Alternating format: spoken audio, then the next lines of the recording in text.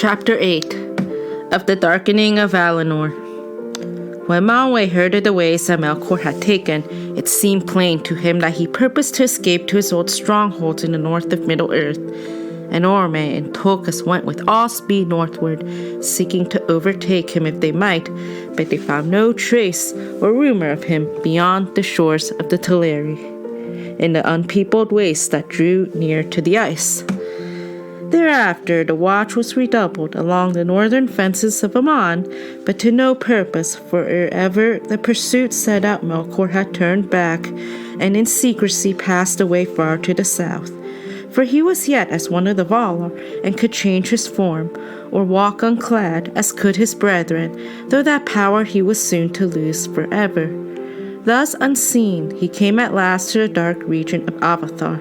That narrow land lay south of the Bay of Eldamar, beneath the eastern feet of the Pelori, and its long and mournful shores stretched away into the south, lightless and unexplored.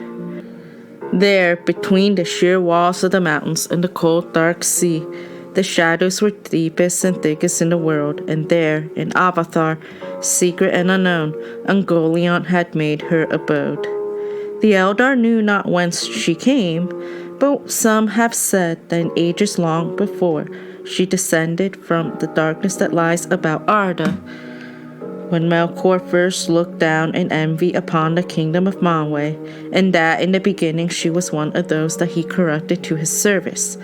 But she had disowned her master, desiring to be mistress of her own lust, taking all things to herself to feed her emptiness, and she fled to the south, escaping the assaults of the Valar and the hunters of Orome, for their vigilance had ever been to the north, and the south was long unheeded. Thence she had crept towards the light of the blessed realm, for she hungered for light and hated it. In a ravine she lived, and took shape as a spider of monstrous form, weaving her black webs in the cleft of the mountains. There she sucked up all light that she could find, and spun it forth again in dark nets of strangling gloom, until no light more could come to her abode, and she was famished. Now Melkor came to Avathar and sought her out, and he put on again the form that he had worn as the tyrant of Autumno, a dark lord, tall and terrible. In that form he remained ever after. There in the black shadows, beyond the sight even of Manwë in his highest halls, Melkor with Ungoliant plotted his revenge. But when Ungoliant understood the purpose of Melkor, she was torn between lust and great fear, for she was loath to dare the perils of Aman and the power of the dreadful lords, and she would not stir from her hiding. Therefore Melkor said to her, "Do as I bid. And if thou hunger still, when all is done, then I will give thee whatsoever thy lust may demand. Yea, with both hands."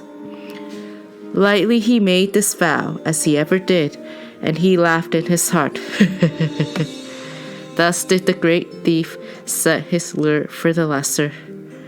A cloak of darkness she wove about them when Melkor and Ungoliant set forth, and sunlight, in which things seemed to be no more, and which eyes could not pierce, for it was void. Then slowly she wrought her webs, rope by rope, from cleft to cleft, from jutting rock to pinnacle of stone, ever climbing upwards, crawling and clinging, until at last she reached the very summit of Mentir, the highest mountain in that region of the world, far south of Great Taniquetil. There the Valar were not vigilant, for west of the Pelori was an empty land in twilight, and eastward the mountains looked out, save for forgotten Avathar, only upon the dim waters of the pathless sea. But now upon the mountain top dark Ungoliant lay, and she made a ladder of woven ropes and cast it down, and Melkor climbed upon it and came to that high place, and stood beside her, looking down upon the guarded realm. Below them lay the woods of Orome, and westward shimmered the fields and pastures of Yavanna, gold beneath the tall wheat of the gods. But Melkor looked north and saw afar the shining plain, and the silver domes of Valmar gleaming in the mingling of the lights of Telperion and Lorelin. Then Melkor laughed aloud. "Ha ha ha ha ha ha! and leapt swiftly down the long western slopes, and Ungoliant was at his side, and her darkness covered them. Now it was a time of festival, as Melkor knew well. Though all tides and seasons were at the Vale of the Vala, and in Valinor there was no winter of death, nonetheless they dwelt then in the kingdom of Arda, and that was but a small realm in the halls of Vaea, whose life is time, which flows ever from the first note to the last chord of Eru. And even as it was then the delight of the Valar, as is told in the Ainu Lindale, to clothe themselves as in a vesture in the forms of the children of Ilúvatar, so also did they eat and drink, and gathered the fruits of Yavanna from the earth, which under Eru they had made. Therefore Yavanna set times for the flowering and the ripening of all things that grew in Valinor, and at each first gathering of fruits Manwë made a high feast for the praising of Eru, when all the peoples of Valinor poured forth their joy and music and song upon Taniquetil.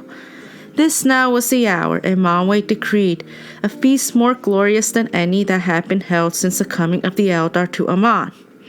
For though the escape of Melkor portended toils and sorrows to come, and indeed none could tell what further hurts would be done to Arda ere he could be subdued again, at this time Manwë designed to heal the evil that had arisen among the Noldor, and all were bidden to come to his halls upon Taniquetil, there to put aside the griefs that lay between their princes and forget utterly the lies of their enemy.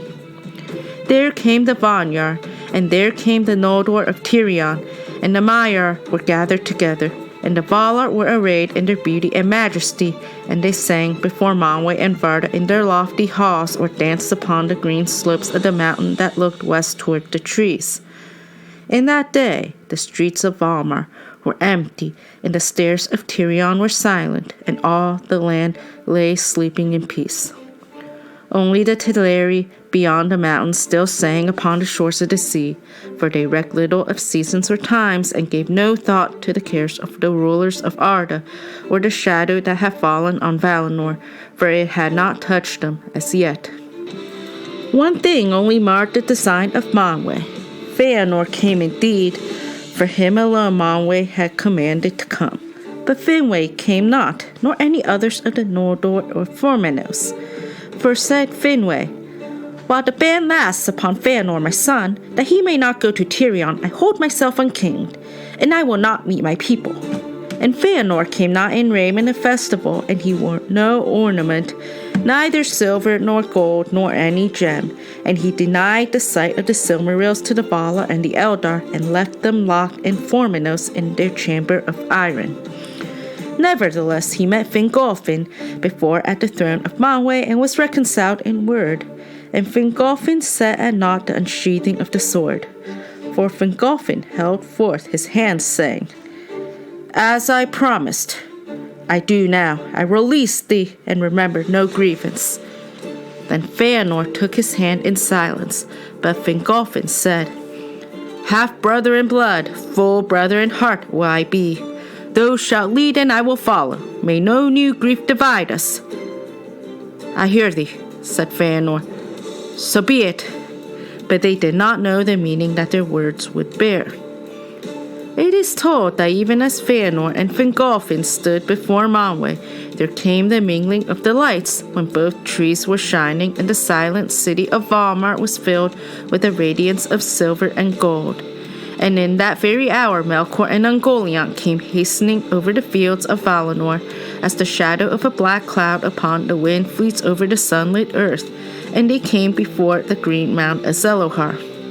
Then the unlight of Ungoliant rose up even to the roots of the trees, and Melkor sprang upon the mount, and with his black spear he smote each tree to its core, wounded them deep, and their sap poured forth as it were their blood, and was spilled upon the ground. But Ungoliant sucked it up, and going then from tree to tree, she set her black beak to their wounds till they were drained, and the poison of death that was in her went into their tissues and withered them, root, branch, and leaf, and they died. and still she thirsted, and going to the wells of Varda she drank them dry, but Ungoliant belched forth black vapors as she drank, and swelled to a shape, so vast and hideous that Melkor was afraid. So the great darkness fell upon Valinor. Of the deeds of that day much is told in the Aldudeniae that Elamire of the Vanyar made and is known to all the Eldar. Yet no song or tale could contain all the grief and terror that then befell. The light failed, but the darkness that followed was more than loss of light. In that hour was made a darkness that seemed not lack but a thing with being of its own, for it was indeed made by malice out of light, and it had power to pierce the eye, and to enter heart and mind, and strangle the very will. Varda looked down from Taniquetil, and beheld the shadows soaring up in sun towers of gloom. Valmar had foundered in a deep sea of night.